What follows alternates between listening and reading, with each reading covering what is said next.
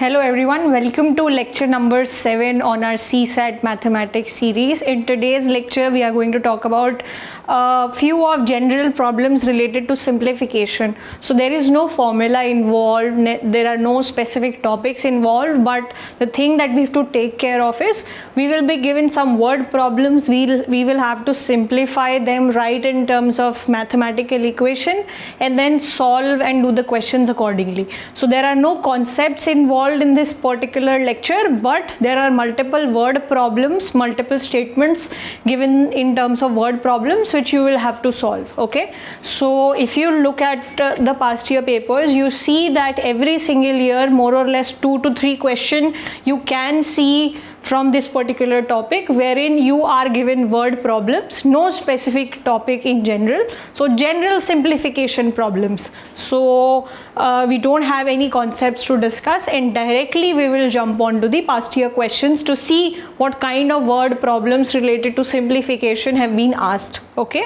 so jumping on to the question directly. So this particular question was asked in CSAT 2020.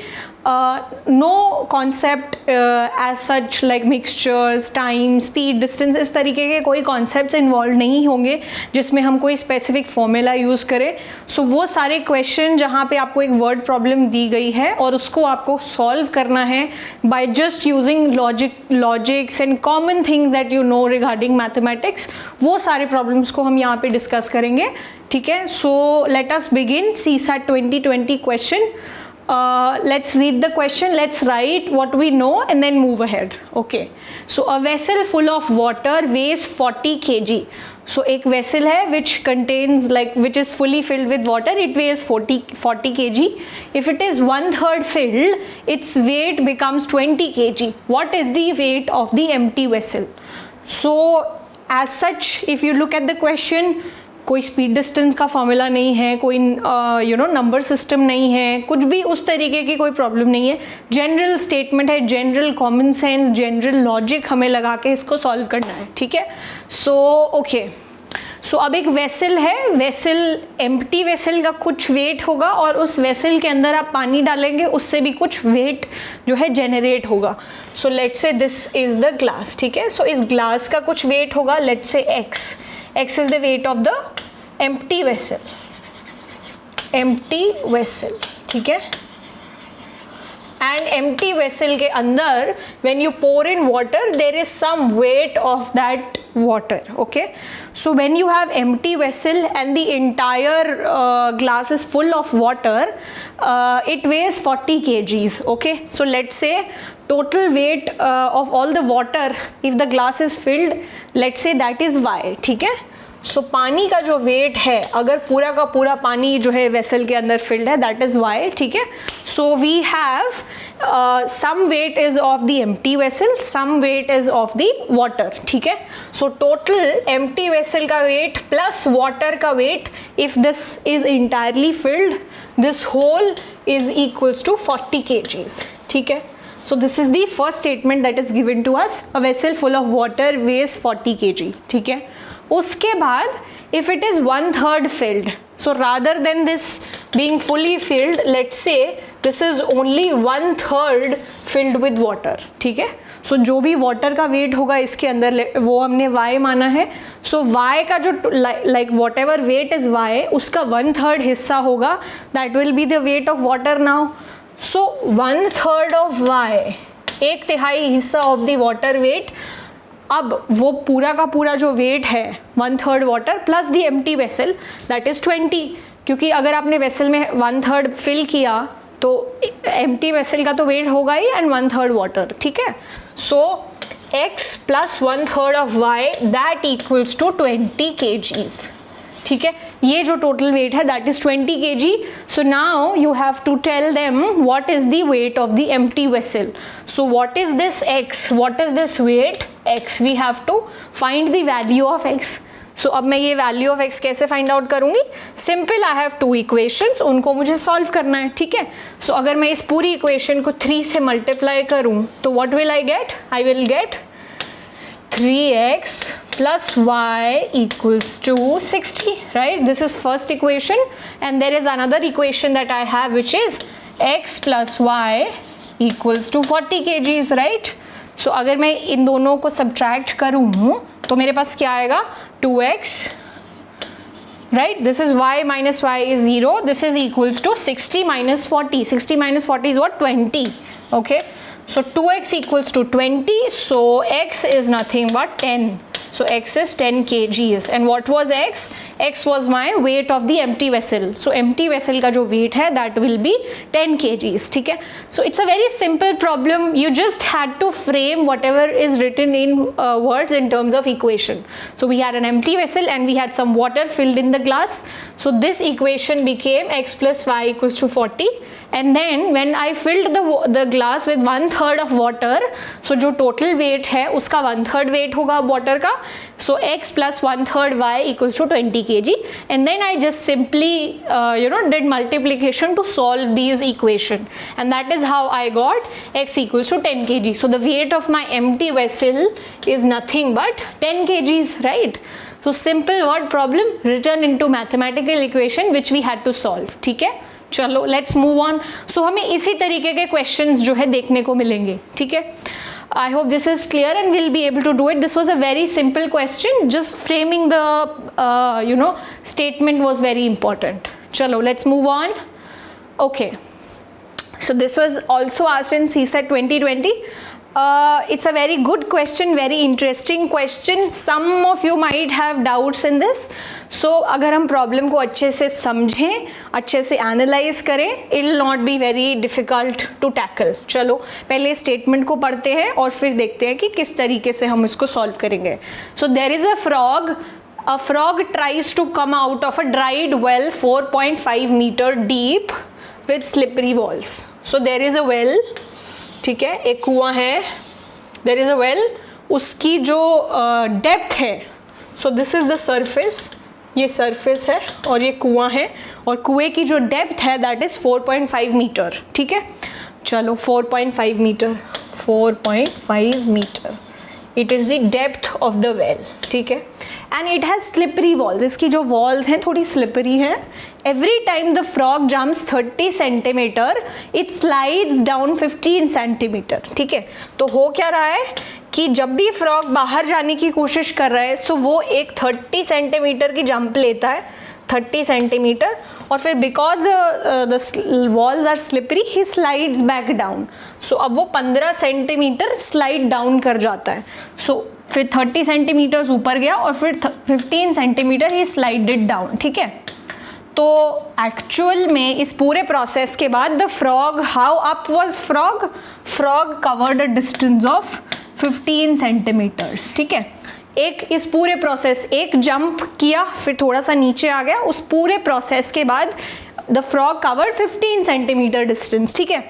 अब इस metre को भी मैं centimetre में कन्वर्ट कर लेती हूँ. सेंटीमीटर में कन्वर्ट करने के लिए मुझे 100 से मल्टीप्लाई करना पड़ेगा. 4.5 times 100, this is nothing but 450 centimetre. ठीक है. चलो, तो फिर हमसे पूछा क्या गया है, what is the number of jumps which is required for the frog to come out of the well. ठीक है. सो जो फ्रॉग है, it's trying to jump and jump and jump and jump and wants to go out of this well. ठीक है. So what are you asked कि भाई frog को कितने जंप करने पड़ेंगे जिसके बाद फ्रॉग जो है इस वेल के बाहर आ जाए. ठीक है. The whole question is very simple. एक पूरा स्टेप प्रोसेस करने, एक पूरा जब उसने एक जंप मारी उसके बाद क्या हुआ, 30 centimetre it went up and then 15 centimetre it came down. So ultimately the frog covered a distance of 15 centimetres. ठीक है. तो ये पूरा question simply, it's very simple. What you can do, you can just divide everything in segments of 15 centimetre. ठीक है.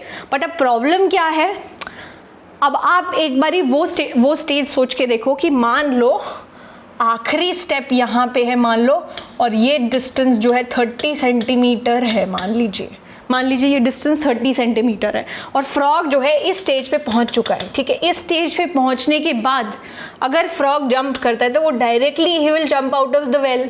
ठीक है. वो स्लिपरी वॉल से दूर जा चुका है, तो अब वो दोबारा स्लाइड बैक डाउन तो करेगा नहीं, राइट. ठीक है. सो ये वाला बस एक पॉइंट है जो हमें ध्यान रखना है कि भाई आखिरी 30 सेंटीमीटर्स या आखिरी वाला डिस्टेंस जो थोड़ा सा बचेगा, जिसके बाद वाली अगर फ्रॉग जंप करे तो वो वेल के बाहर आ जाए, we have to take care of that step, because वो आखिरी स्टेप जो होगा उसमें जो फ्रॉग है it will not come down, you know, the frog will not have to face slippery walls and hence it will not come down, ठीक है। सो मैं क्या करती हूँ, मैं देखती हूँ कि ये 450 सेंटीमीटर्स में से अगर मैं आखिरी के 30 सेंटीमीटर्स हटा दूँ, वो वाली स्टेज हटा दूँ जहाँ पे आखिरी जंप करने के बाद frog will automatically come out of the well, ठीक है। वो डिस्टेंस कम करने के बाद पूरी की पूरी सिचुएशन क्या होगी कि यहाँ तक मैं देखती हूँ फ्रॉग को कितने स्टेप्स लेने पड़े, ठीक है। और यहाँ पे पूरा प्रोसेस क्या हो रहा है, it will go up 30 centimetres and then come down, ठीक है। तो ये 450 सेंटीमीटर्स में से ये आखिरी के 30 सेंटीमीटर्स अगर मैं हटा दूँ तो क्या होगा, 450 minus 30 centimetres, so this is nothing but 420 centimetres, ठीक है। 420 सेंटीमीटर्स का डिस्टेंस जो है फ्रॉग को अगर कवर करना है तो उसको कितने स्टेप्स लेने पड़ेंगे, उसको स्टेप्स कितने लेने पड़ेंगे, which will be 420 centimetres divided by what, divided by 15 centimetres. So what is this, this is nothing but 2, so 30 and then 120, so which is nothing but 8, right, 28. So 28 steps frog लेगा ताकि वो इस stage पे पहुंच जाए। So पहले 30 centimetre then come down, then 30 centimetre then come down, then 30 centimetre then come down, ये process चलता रहेगा। सो फाइनली वो यहाँ पे आएंगे 30 centimetre and then come down. So वो कम डाउन वाली स्टेज यहाँ पे होगी। यहाँ तक का डिस्टेंस कवर करने के लिए फ्रॉग ने 28 स्टेप्स ले लिए हैं, ठीक है। अब आखिरी स्टेप में जब वो यहाँ पे आ गए हैं, हमारे फ्रॉग महाराज यहाँ पे आ गए हैं, तो फिर क्या होगा, फ्रॉग फाइनली 30 सेंटीमीटर की जंप लेंगे और वो finally he will be out of the well, ठीक है।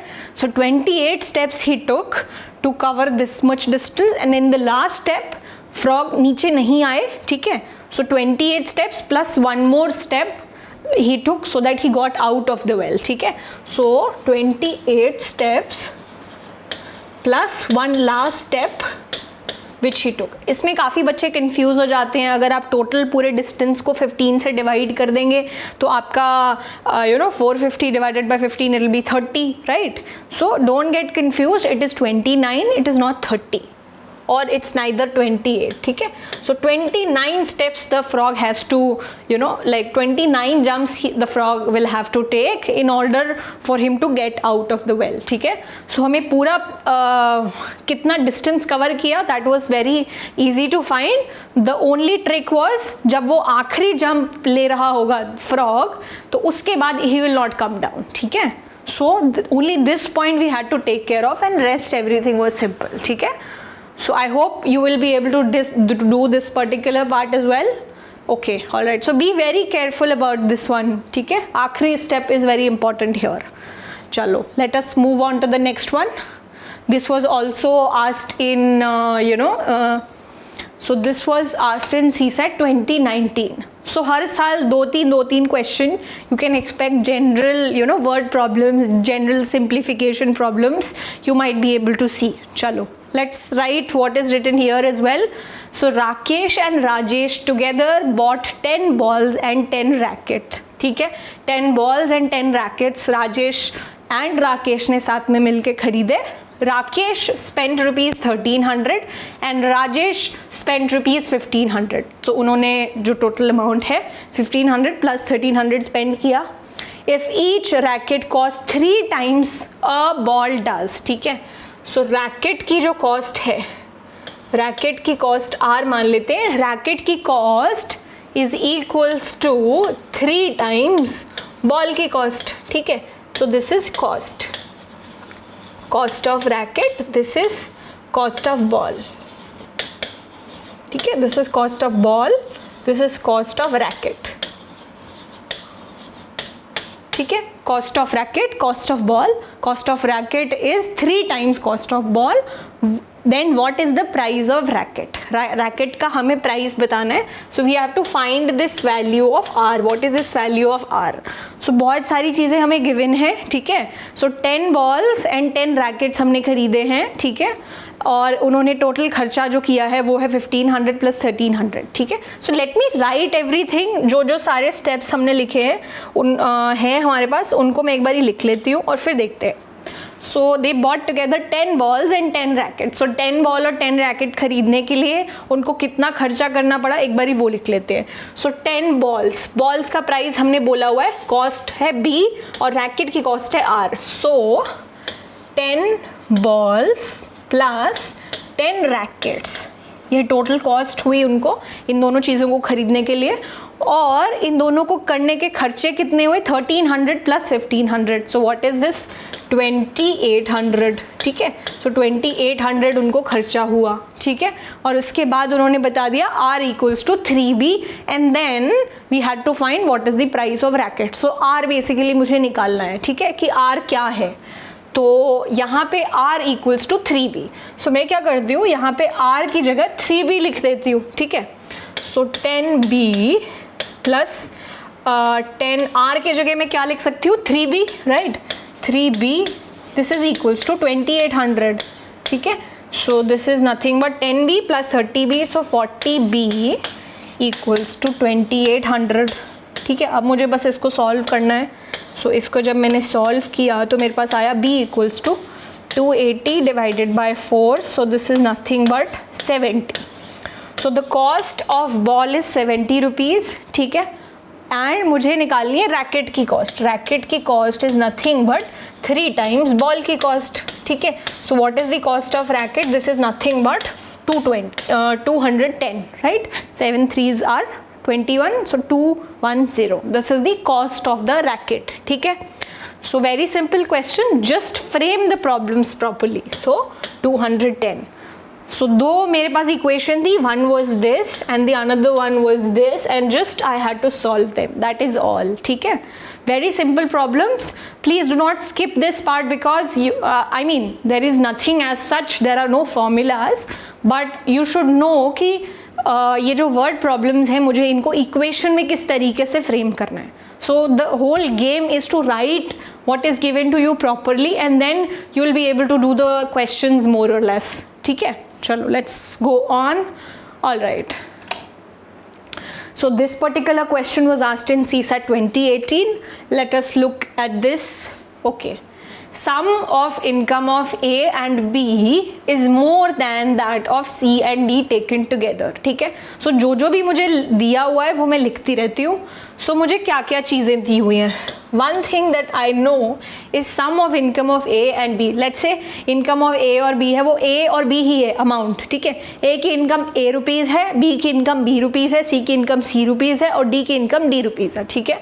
सो मुझे क्या दिया हुआ है, sum of income of A and B is more than that of income of C and D taken together. So this is first thing that I know, ठीक है। अब दूसरी चीज़ मुझे क्या दिया हुआ है, the sum of income of A and C, the sum of income of A and C is the same as that of B and D taken together, ठीक है। What is the second statement?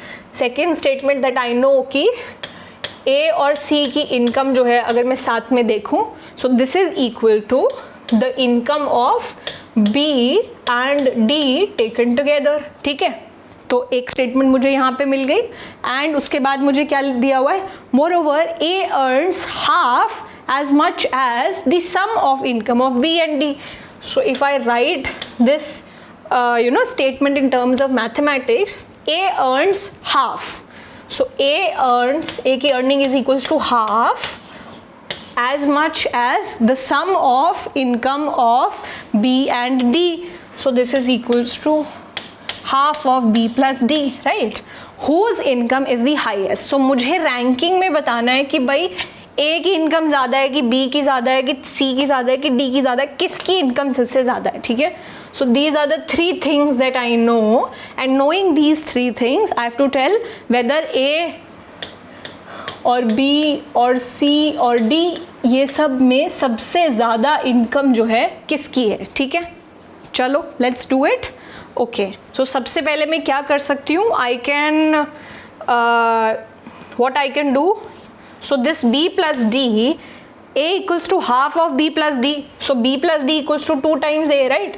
So इसको मैं कैसे लिख सकती हूँ, 2a equals to b plus d, 2a equals to b plus d, ठीक है। और फिर ये जो b plus d है, यहाँ पे मैं b plus d की जगह 2a लिख सकती हूँ। So what will I have? a plus c equals to 2a, ठीक है।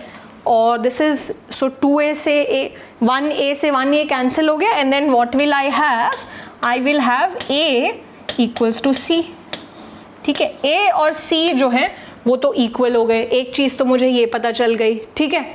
और जब a और c इक्वल हो गए, सो a और c जो है इक्वल है, तो if they are equal I can cancel them because they are exactly the same, ठीक है, right? So I can cancel this and this, then what will I have here, that b is greater than d, ठीक है। So b is greater than d, ठीक है, a is equals to c, ये दो relationship मुझे पता चल गए, ठीक है। और अब मैं अगर ये तीसरी स्टेटमेंट को देखूँ तो तीसरी स्टेटमेंट मेरी क्या बोल रही है कि भाई जो b की इनकम है और जो d की इनकम है, उन दोनों का जब आप एवरेज ले लो, इन दोनों का एवरेज क्या होगा, sum of income of b plus d divided by number of people is 2, so a is nothing but the average income of b and d, ठीक है। तो जो एवरेज होता है that is always between the numbers, so ये जो a की value है it will be between, so it will lie between b and d, so b और d की वैल्यू के बीच में होगी। कभी भी a की वैल्यू ना तो b से बड़ी हो सकती है ना तो d से बड़ी हो सकती है, ठीक है। जैसे कि आप 3 और 5 का जब एवरेज लोगे, 3 और 5 का एवरेज क्या होगा, 3 + 5 8 divided by 2, so 8 divided by 2 is 4, सो जो एवरेज आएगा वो हमेशा ये जो दो एक्सट्रीम नंबर्स हैं, जो दो भी आपके नंबर्स हैं, उनके बीच में होगा, ठीक है। सो a वैल्यू ना तो b से बड़ी है ना तो d से बड़ी है, ठीक है। सो b is bigger than d and a and b जो है a जो है b और d के बीच में होगा, and a is equals to c। तो अब मैं अगर रिलेशनशिप देखना चाहूँ तो मेरे पास क्या आ रहा है, b बड़ा है और b बड़ा है d से, ठीक है, और a जो है b और d के बीच में होगा, और c is exactly equal to a, right. तो what is the condition, what is the relationship, b is the biggest and then a is equals to c, and then since a is the average तो a बीच में होगा b और d के, ठीक है, and d is the lowest value, ठीक है। So whose income is the highest, so we clearly know कि b की इनकम इज द हाईएस्ट, ठीक है, okay. So that is how we eliminate rest of the option, and B is my answer, that B has the highest income, ठीक है। इसमें मैं एक चीज़ और कर सकती थी, सिंपली जहाँ पे मुझे B is greater than D पता चला, उसके बाद I know कि D तो मेरा आंसर नहीं है, ठीक है, तो D तो मेरा आंसर कैंसिल हो गया। उसके बाद अब मेरे पास दो ऑप्शन भी नहीं है, that A and C and D, और मुझे पता है कि ये दोनों इक्वल है, तो A और C भी आंसर नहीं हो सकता, क्योंकि दो आंसर तो हो नहीं सकते। अगर A हाईएस्ट है तो A भी हाईएस्ट होगा, C भी हाईएस्ट होगा, सो A और C भी नहीं हो सकता। और फिर आखिर में मुझे क्लियरली पता है कि B would be the answer, but this approach that we've taken, this is a complete route कि हमें एग्जैक्टली पता है कि हर एक की रिलेशनशिप क्या है, ठीक है। So that is how we will deal with this particular problem. इसको प्रॉपरली लिखना है, जो जो चीज़ें रिप्लेस कर सकते हैं वो करनी है। फिर A इक्वल्स टू C आया, A इक्वल्स टू C आते ही हमने यहाँ पे देखा कि B is greater than D, ठीक है, ये किया। और उसके बाद मैंने बोला कि A is the average of B and D, so A will be between B and D। तो जो एवरेज वैल्यू होती है वो जो नंबर्स की एवरेज होती है उसके बीच की वैल्यू होती है। जैसे हमने 5 और 3 की एवरेज देखी which is 4, so 4 is between 3 and 4, ठीक है। So that is how we will do this particular question, okay. All right, so let's move on to another problem. So this particular problem came in 2018, CSAT 2018. Very simple problem, simple algebra, simple multiplication, but अच्छे से अगर आप ध्यान देके बस simply multiply करना है, ठीक है। So a bookseller sold a number of geography textbooks at the rate of ₹X per book, ठीक है। So geography, so number of books and the rate, or you can say the price, ठीक है, ये लिखते रहते हैं हम जैसे जैसे हमें दिया हुआ है, ठीक है। So what is the number, कितने बुक्स लिए, 2 लिए, 4 लिए, 5 लिए, कितने लिए, ठीक है।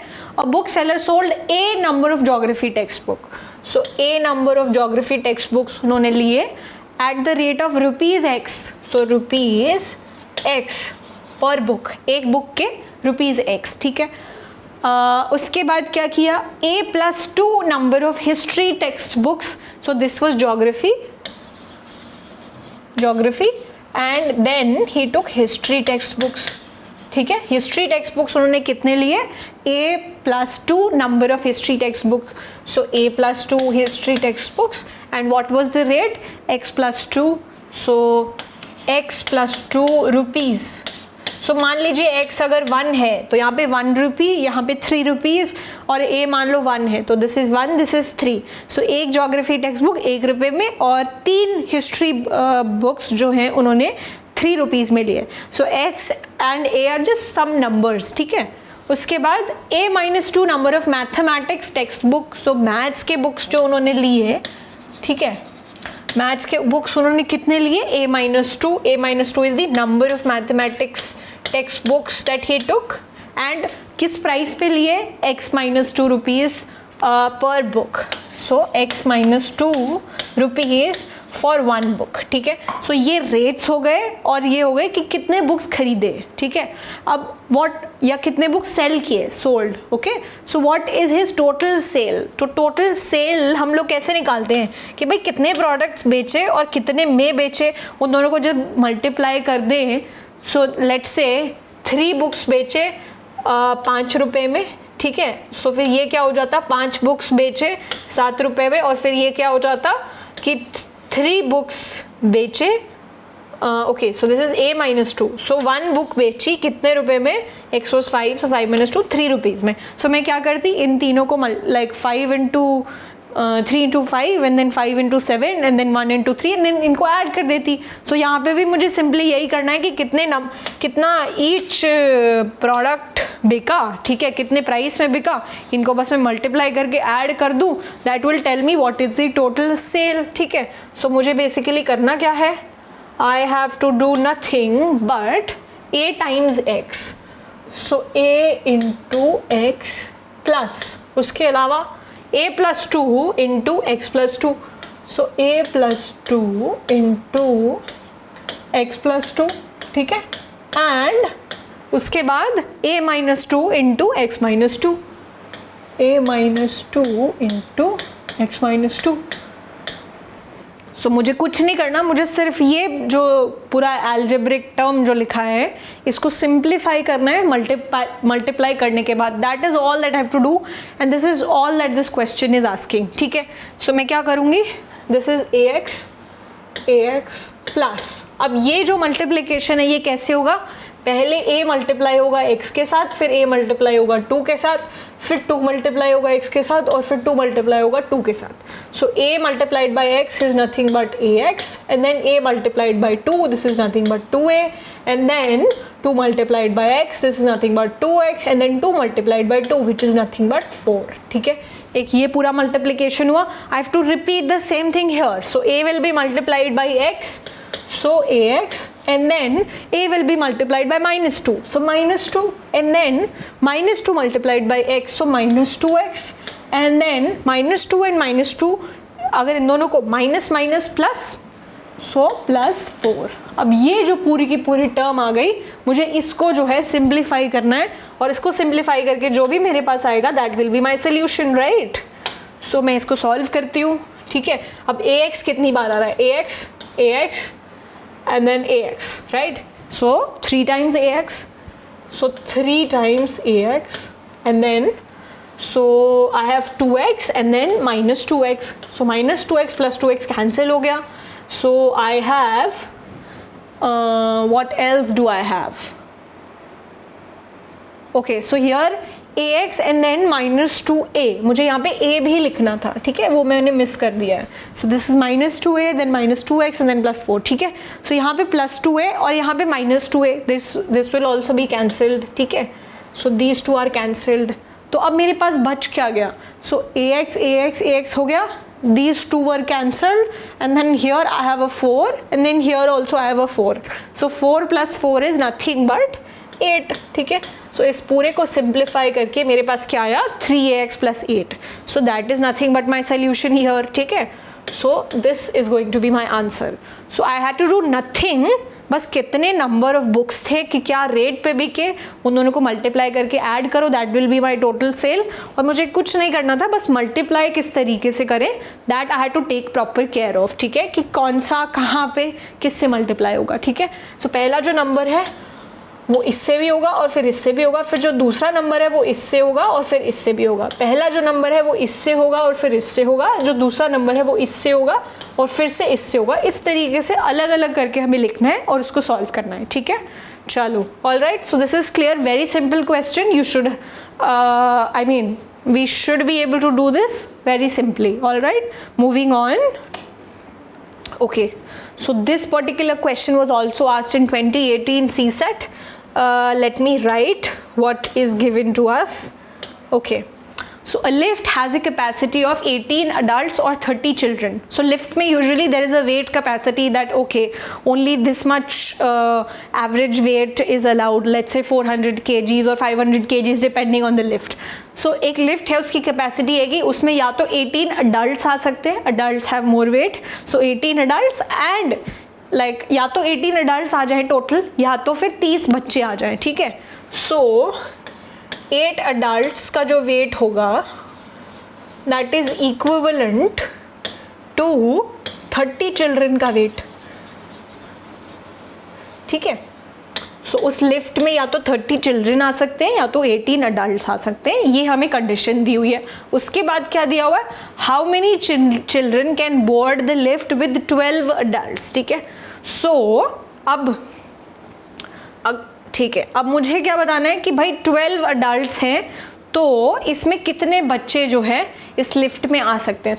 तो अब ऐसा तो नहीं है ना कि सारे अडल्ट्स ही होंगे, हो सकता है अगर वेट बैलेंस आउट करना है, कुछ अडल्ट्स हैं कुछ चिल्ड्रन हैं. तो उन्होंने बोला है कि अगर लिफ्ट में 12 अडल्ट्स हैं, ठीक है 12 अडल्ट्स हैं, तो उस लिफ्ट में बच्चे कितने आ सकते हैं, हाउ मेनी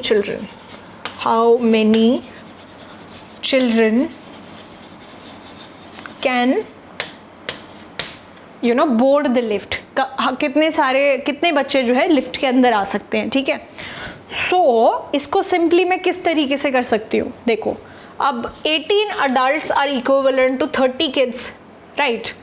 सो अब आप ये बताओ 1 adult is equivalent to how many children, 30 by what, 30 by 18 children.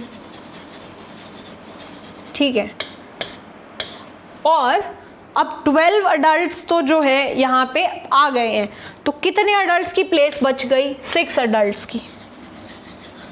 6 adults और आ सकते थे. ठीक है, सो 12 अडल्ट आ गए हैं लिफ्ट में ऑलरेडी, 6 अडल्ट्स और आ सकते थे अगर सब अडल्ट्स होते. ठीक है, तो मैं ये जानना चाहती हूँ how much is 6 adult equivalent to in terms of children, कि भाई 6 अडल्ट्स रिप्लेस किए, उनके जगह में कितने बच्चे लिफ्ट में बोर्ड करा सकते हैं. So I want to know what is the worth, like what is the equivalent number of children for 6 adults. So what is 6 adults equivalent to. ठीक है, so 6 adults is equivalent to what, so I want to know what is 6 adults equivalent to. So 18 adults equivalent to 30 children. ठीक है, their weight is equal. 1 adult is equivalent to 30 by 18 children. I want to know how many 6 adults are equivalent to. 6 adults are equivalent to, I will just multiply this number by 6. This is called unitary method. कि भाई 10 केले 100 रुपये में लिए, एक केला कितने रुपए में लिया, 100 डिवाइडेड बाई 10, तो 12 केले कितने में लेंगे, 100 divided by 10 times 12. This is the unitary method to find out what is each thing equivalent to in terms of different things. ठीक है, so मैं यही process use कर रही हूँ to find out how many children should board the lift. ठीक है, so मुझे पता चल गया कि मुझे क्या पता चल गया, 6 adults is equivalent to what, 6 times 30 divided by 18 children, इतने बच्चे आ सकते हैं क्योंकि 6 अडल्ट्स की जगह खाली है, तो 6 अडल्ट्स की जगह आप कितने बच्चे रख सकते हो? सो this is 3 and this is nothing but 10. So 10 children can come in the lift in place of 6 adult. ठीक है. तो 12 अडल्ट ऑलरेडी हो चुके थे, 6 अडल्ट की प्लेस थी, और 6 अडल्ट को इक्विवेलेंटली अगर बच्चों में कन्वर्ट किया जाए, so that will be what 10 children. सो इसको ऐसे भी देख सकते हो, 18 अडल्ट इक्वल्स टू 30 चिल्ड्रन. सो अगर 18 अडल्ट को हिस्सों में बांटोगे, 6 अडल्ट 6 अडल्ट 6 अडल्ट, ठीक है, और इसको भी 3 हिस्सों में बांट दो, 10 चिल्ड्रन 10 चिल्ड्रन 10 चिल्ड्रन, ठीक है. So this whole is equivalent to 10 children. So एक लॉट अगर ख़त्म हो गया तो उसके जगह पे आप ये 10 बच्चे जो है लिफ्ट में बोर्ड करा सकते हो, ठीक है. So that is how you could quickly do this particular section. Unitary method very simple, ठीक है. सिंपली बस how many adults, like how many adults are equivalent to how many children, you need to know that is all, ठीक है. very simple question. I hope you will be able to do it now. All right, let's move on to another question. Okay, very interesting question. Again it's like the frog problem. तो आपको देखना है कि भाई frog problem जो थी, so last jump के बाद पूरी स्लिपरी स्लोप खत्म हो गई and then frog had no option to come down. अब सिमिलरली थोड़ी सिचुएशनल क्वेश्चन है ये, ठीक है, कि किस सिचुएशन में कितने इंटरवल्स होंगे, क्या होगा. These kinds of word problem question, इसमें आपको प्रॉब्लम को बहुत अच्छे से पढ़ना है, और it is good if you could draw a pictorial representation. It will tell you how to analyse this situation, ठीक है. सो इस प्रॉब्लम को पढ़ते हैं और देखते हैं कि इसको किस तरीके से जो है हम लोग सॉल्व करेंगे, ठीक है. चलो फिर स्टार्ट करते हैं. अ क्लास स्टार्ट्स एट 10 AM, ठीक है. सो 10 AM, sorry, it is 11 AM, my bad. A class starts at 11 AM. So class starts at 11 AM. Alright, so 11 AM पे क्लास स्टार्ट हुई, ठीक है. उसके बाद क्लास कब तक चली? क्लास चली 2:27 PM तक. सो 11 AM पे चालू हुई और 2:27 PM तक क्लासेस चलती रही, ठीक है. So this was my starting point, this was my ending point, ठीक है. 4 periods of equal duration are held during this interval. So इस पूरे इंटरवल के बीच में कितने पीरियड्स हुए? 4 पीरियड हुए, ठीक है. सो 4 पीरियड हुए. After every period a rest of 5 minutes is given to the students. So procedure क्या है? पहले एक पीरियड होगा, फिर एक ब्रेक होगा, फिर एक पीरियड होगा, फिर एक ब्रेक होगा. इस तरीके से हमारा पूरा प्रोसेस जो है चलता है, ठीक है. सो हमारे 4 पीरियड्स हुए और उसके बीच में, हर पीरियड के बीच में एक ब्रेक दिया गया, ठीक है. The exact duration of each period is, हर एक पीरियड की ड्यूरेशन हमें बतानी है, ठीक है. सो मैं अगर इस प्रॉब्लम को एनालाइज करूँ तो मान लीजिए एक पीरियड हुआ, ये फर्स्ट पीरियड, ठीक है. फिर फर्स्ट पीरियड के बाद एक ब्रेक आना चाहिए, ठीक है. फर्स्ट पीरियड के बाद जो है एक ब्रेक आया, 5 minutes ब्रेक, ठीक है. फिर क्या हुआ? एक और जो है हमारा पीरियड चालू हुआ, सेकंड पीरियड, फिर एक और ब्रेक आया, 5 minutes का ब्रेक. फिर एक और पीरियड चालू हुआ, थर्ड पीरियड, ठीक है. और वो हमारा पूरा पीरियड चला और उसके बाद एक और ब्रेक हुआ 5 minutes का, और फिर हमारा जो है आखिरी पीरियड ख़त्म हो गया, फोर्थ, और फिर हमारी क्लासेस ही ख़त्म हो गई, ठीक है. इस तरीके से हमारी पूरी कहानी जो है इस तरीके से आगे बढ़ी, ठीक है. चलो, तो अब अगर आप सिचुएशन देखते हो तो आपको क्या पता चलता है कि 3 ब्रेक्स हुए पीरियड्स के बीच में. पीरियड्स के बीच में जो है 3 ब्रेक्स हुए, एक यहाँ पे, एक यहाँ पे, एक यहाँ पे. So total time for breaks was how much? 15 minutes. So 15 minutes तो ब्रेक टाइम हो गया, ठीक है. 15 minutes ब्रेक टाइम हो गया और मेरे पास कितने पीरियड्स थे? 4 पीरियड्स थे. मान लो ईच पीरियड की जो लेंथ है in minutes is x, so total time spend there was 4x, ठीक है. So 4x is the duration of a period in minutes. Duration of a period ठीक है, duration of a period in minutes, ठीक है। So 4 periods थे, जो total time was 4x। सो ये पूरा का पूरा टाइम मैं अगर मिला दूँ इन, सो ये भी मिनट में है, ये भी मिनट में, इन दोनों को मिला दूँ, so that should be equal to what is the total time that has gone here, right.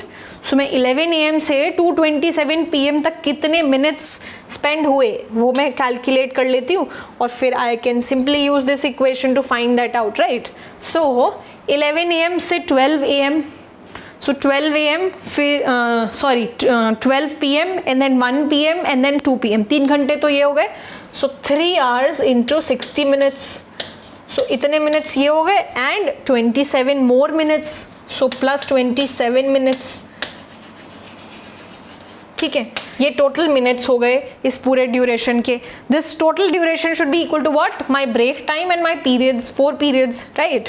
So what is the condition here, that 4x plus 15 should be equal to what, 6 3s are 18, so 180 minutes plus 27 minutes, ठीक है। सो ये मेरी जो है equation होनी चाहिए। इन दोनों इसको सॉल्व करके मुझे x की वैल्यू निकालनी है, ठीक है।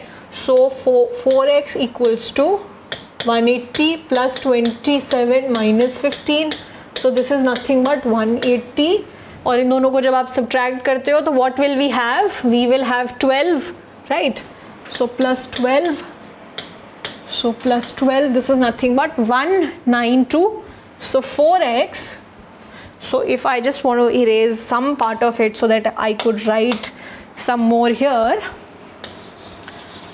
so मेरे पास यहाँ पे what is my condition, my condition is 4x should be equal to what, 4x should be equal to this whole time which is 192, so 4x should be equal to 192 minutes, ठीक है। सो अब जो x है उसकी value क्या होगी, x equals to 192 divided by 4, so this is nothing but 4 and then we have 3 2, so this is 8, 48, so x is nothing but 48 minutes, ठीक है। सो हर एक पीरियड जो है 48 मिनट्स का हुआ, फिर उसके बाद 5 मिनट की ब्रेक, फिर 48 मिनट्स, फिर ब्रेक, फिर 48 मिनट्स, फिर ब्रेक एंड फिर 48 मिनट्स। इस तरीके से हमने अपना पूरा जो टाइम है उसको स्पेंड किया, ठीक है।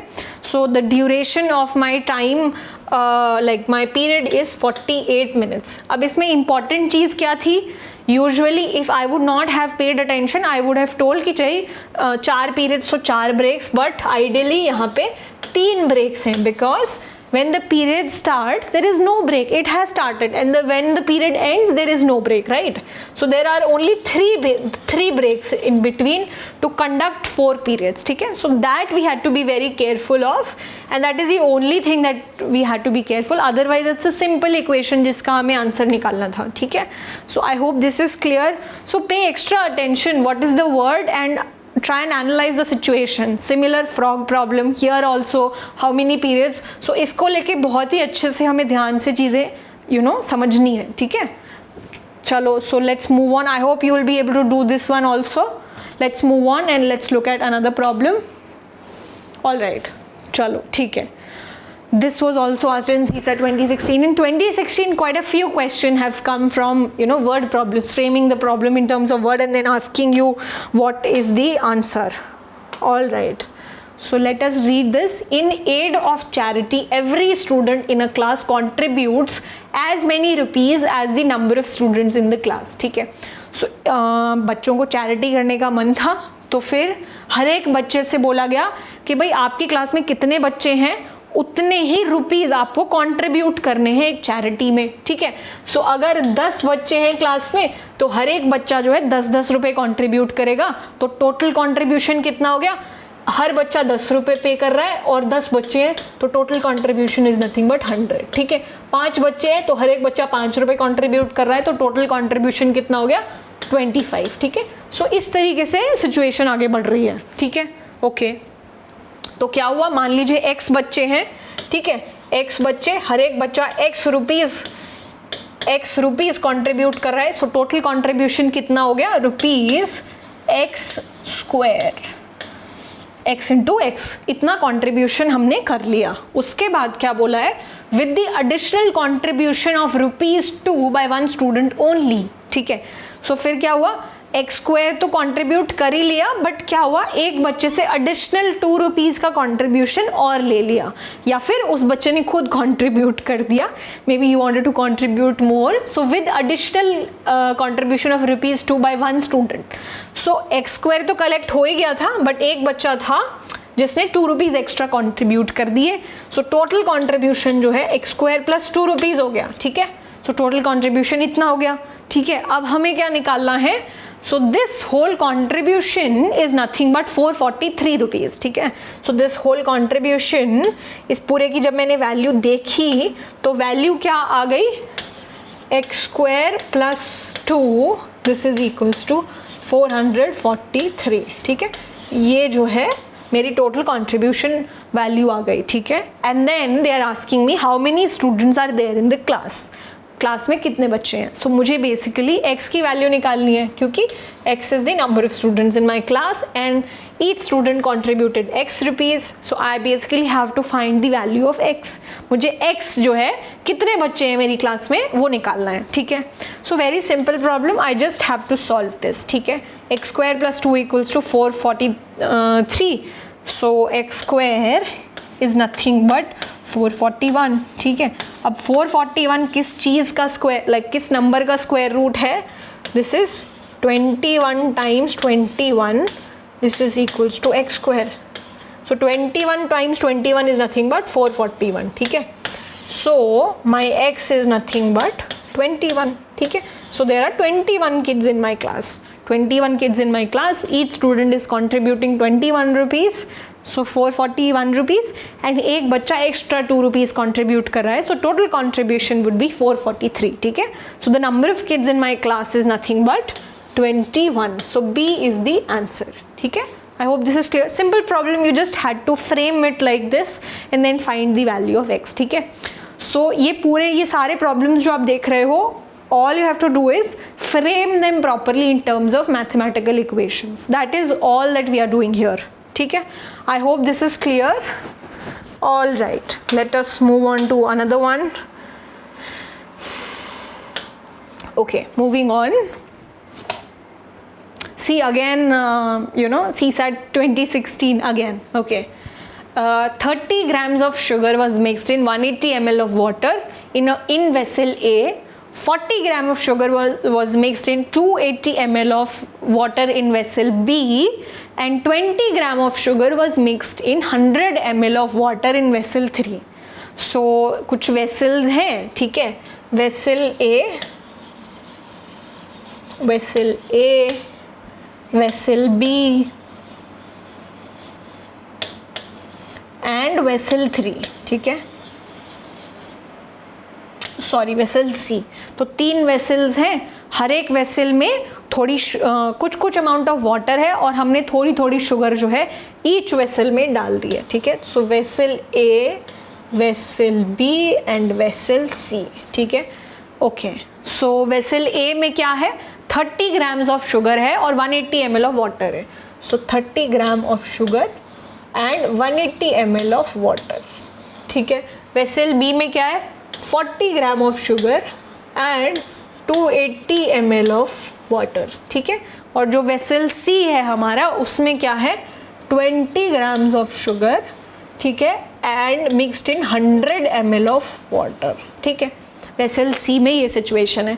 So solution in vessel B is, so everything is being asked with respect to solution in vessel B. So B के रिस्पेक्ट में वो पूछ रहे हैं solution in vessel B is sweeter than that in C. So B वाला जो solution जब आप मिक्स करोगे चीनी को पानी में तो वो मीठा हो जाएगा, राइट।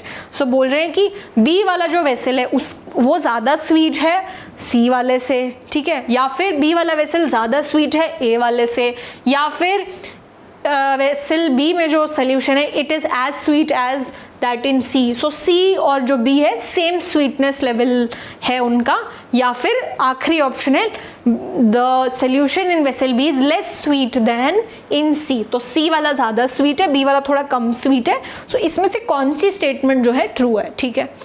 चलो इस क्वेश्चन को करने से पहले अब मुझे ये पता होना चाहिए कि भाई ज़्यादा स्वीट या कम स्वीट, ये मुझे कैसे पता चलेगा?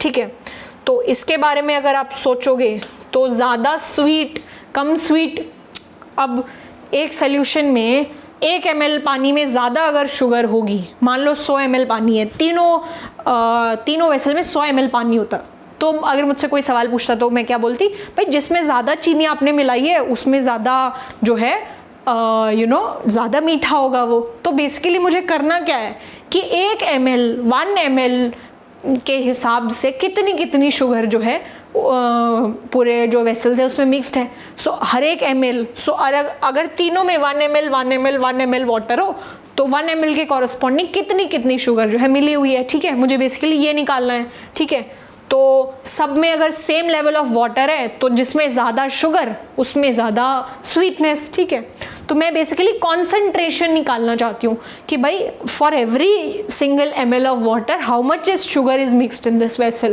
That is the logic that I am going to apply here. ठीक है, क्योंकि कॉन्सेंट्रेशन क्या होती है कि भाई for every ml how much is the extra substance that you are added. अगर नमक सॉल्ट के रिगार्डिंग क्वेश्चन होता कि भाई कौन सा वेसल में सबसे खारा पानी है, तो मैं क्या बताती कि अगर तीनों वेसल्स में सेम पानी हो, या कॉन्सेंट्रेशन बेसिकली मुझे निकाली कि for every ml which solution has the most salt, so which ever had the most salt उसमें सबसे ज़्यादा सॉल्टी सोल्यूशन होता। अब सिमिलरली जिसमें सबसे ज़्यादा चीनी होगी फॉर एवरी सिंगल ml वो जो है ज़्यादा स्वीट होगा। सो बेसिकली मुझे निकालना है what is the amount of sugar for every ml। so 180 ml में 30 ग्राम्स डाला है, so 1 ml में कितना जो है कॉन्सेंट्रेशन होगा वो मुझे अगर निकालना है तो वो मैं कैसे निकालूंगी? Very simple, what I will do, so 180 ml में 30 ग्राम्स, 1 ml में 30 by 180, that is how I am going to do it। ठीक है, so इस तरीके से मुझे जो है तीनों की कॉन्सेंट्रेशन निकालनी है, तीनों सॉल्यूशंस की कॉन्सेंट्रेशन निकालनी है। तो कॉन्सेंट्रेशन निकालते हैं, इसकी कॉन्सेंट्रेशन क्या होगी? 30 डिवाइडेड बाय 180। ठीक है, सो इसको जब आप मल्टीप्लाई करोगे तो this will be 1/6, right.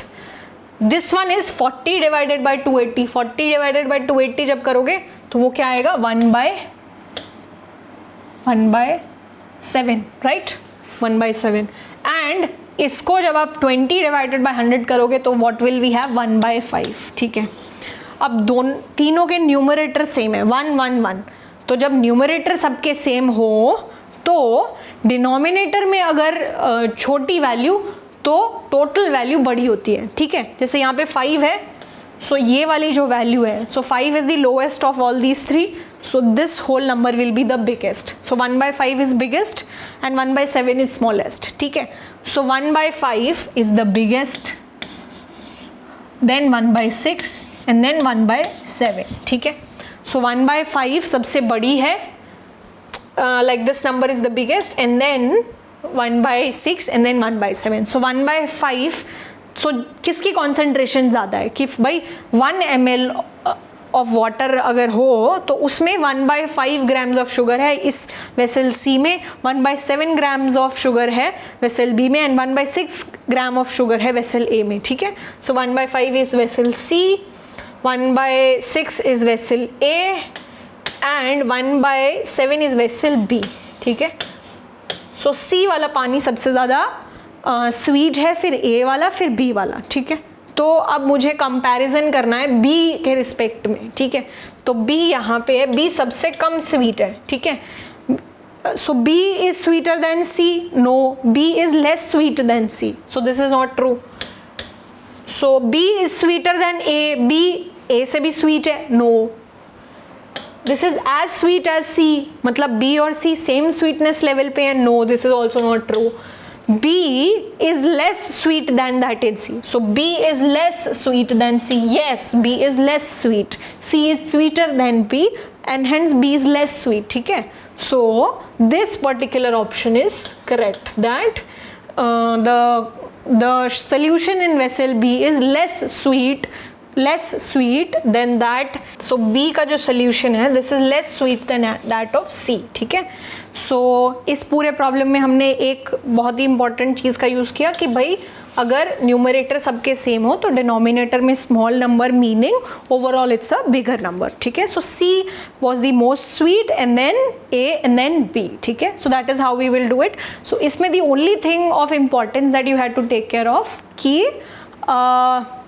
Sweetness कैसे पता चलेगी कि कॉन्सेंट्रेशन कैसी है. कॉन्सेंट्रेशन कैसे पता चलेगी कि अगर सेम लेवल ऑफ वाटर है तीनों बीकर्स में तो किस में ज़्यादा शुगर है. जिसमें ज़्यादा शुगर वो ज़्यादा स्वीट. ठीक है. So we have to use only that particular logic to solve this problem. ठीक है. सो हर एक की जो कॉन्सेंट्रेशन है वो हमने कैसे निकाली, 30 divided by 180, 40 divided by 280 and then 20 divided by 110. ठीक है. सो पूरा वर्ड्स का खेल था बस. ठीक है. I hope you'll be able to do this now. Let's do one more problem and yeah, all right, moving on. Okay, chalo. So this was also asked in 2016. In 2016 multiple questions from in terms of word problems were asked. Chalo. Okay, in a box of marbles there are 3 less white marbles than the red ones and 5 more white marbles than the green ones. If there are a total of 10 white marbles, how many marbles are there in the box? So, पूरा words का खेल है, कितने कम कितने ज़्यादा, बस यही पता हो तो ये क्वेश्चन आसानी से सॉल्व हो जाएगा. ठीक है. तो मुझे क्या दिया हुआ है, there is a total of 10 white marbles. So white marbles जो है मेरे पास 10 है. सिर्फ मुझे ये इन्फॉर्मेशन दी हुई है, उसके बाद मुझे बस बताया हुआ है कौन सा ज़्यादा है कौन सा कम है. ठीक है. So in a box of marbles there are 3 less white marbles than the red ones. तो वाइट वाले मार्बल्स जो हैं वो 3 कम हैं किससे, रेड मार्बल्स से. सो रेड मार्बल्स मतलब 3 ज़्यादा हैं, right. So red ones should be equal to what, 10 + 3, right.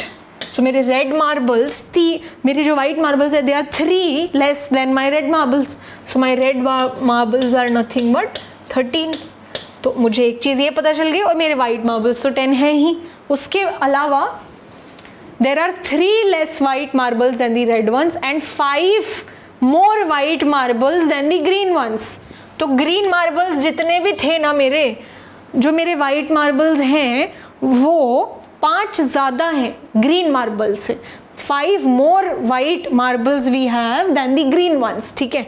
सो 5 ज़्यादा है, ये 5 ज़्यादा है. तो ये वाला क्या होगा, अगर ये 5 होगा तो मेरा जो वाइट मार्बल है that is 5 more than the green ones, right. So मेरे ग्रीन मार्बल्स कितने हो गए, 5, और मेरे white marbles are 5 more than the green ones, so they are 10, right. So green वाले की वैल्यू कैसे निकाल ली, 10 - 5, this is nothing but so green ones are 5. ठीक है. और ऊपर वाली स्टेटमेंट से कैसे निकाल लिया, white are 3 less than the red ones. So this is 10, this 10 is 3 less. So what is the red one, red one is 13. ठीक है. अब मुझे क्या निकालना है, what is the total number of marbles in the box. So मेरे पास marbles किस किस कलर के हैं, वाइट है, रेड है और ग्रीन है. So white, red and green. So मेरे पास white, red and green.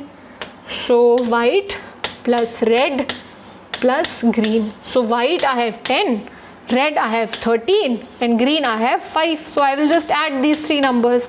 So 10 plus 13, 23 plus 5, this is nothing but 28. ठीक है. Very simple question.